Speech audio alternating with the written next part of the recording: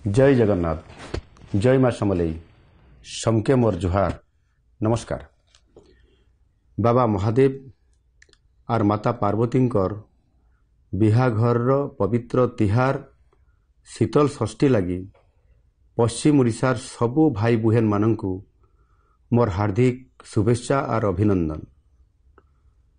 आमर धार्मिक और आध्यात्मिक संस्कृति रे शिव पार्वती विवाह एक महत्वपूर्ण उत्सव।